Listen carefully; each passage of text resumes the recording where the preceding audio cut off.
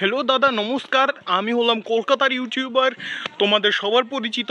আর আমি এখন সকাল সকাল যাচ্ছি বাজারে, কারণ আমাদের ঘরে দুটো মেহমান এসেছে আর তাদের জন্য মাছ কিনতে যাচ্ছি। তারা মাছ মাংস খাবে, আমাদের ঘরে এসেছে একটু অতিথি আপ্যায়ন, পেট ভরে না খেলে কি হয়। আমরা এখন যাচ্ছি বাজারে। তো আমাদের পরিবারে এমনি মোট আছে 4 জন, আর এখন ওরা 2 জন, মোট 6 পিস মাংস আনতে হবে। 6 পিস মাংস আর 6 পিস মাছ। আর আমরা তো মিষ্টি খাবো না, তো ওদের জন্য আমরা 2 পিস মিষ্টি আনবো। 2 জন 1 পিস করে মিষ্টি খাবে। আর আমরা এখন বাজারের দিকে যাচ্ছি, দেখি আরও বাজারের মধ্যে কিছু পেলে হয় আর কি। আর মাংস, আমরা খাসির মাংস আনবো ভাবতেছি, 1 পায়ের মতো খাসির মাংস আনবো, কারণ বেশি খাসির মাংস আমরা আবার খেতে পারি না।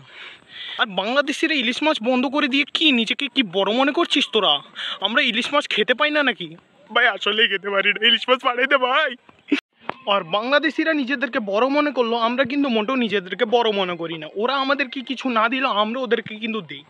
প্রতি মাসে মাসে এখন আমরা পানি ছেড়ে দিচ্ছি। আমাদের মন কত উদার দেখতে পাচ্ছ। তারা আমাদেরকে কিছু না দিলেও আমরা তাদেরকে মাসে মাসে পানি দেওয়ার চিন্তা ভাবনা করছি। আগে বছরে বছরে দিতাম, এখন মাসে মাসে দেব।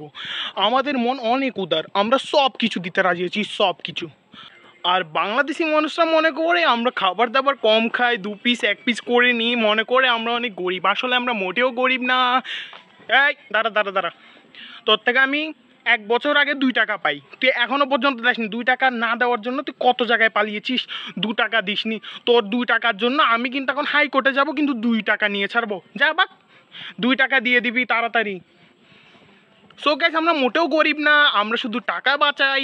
আর টাকা বাঁচিয়ে একদিন আমি আম্বানিকেও কিনে ফেলবো। আমাদের কাছে এত টাকা হবে এক সময়। কলকাতার মানুষদের একদম আন্ডার এস্টিমেট করবেন না, আমরা ভারতবাসী। বন্দে মাতরম।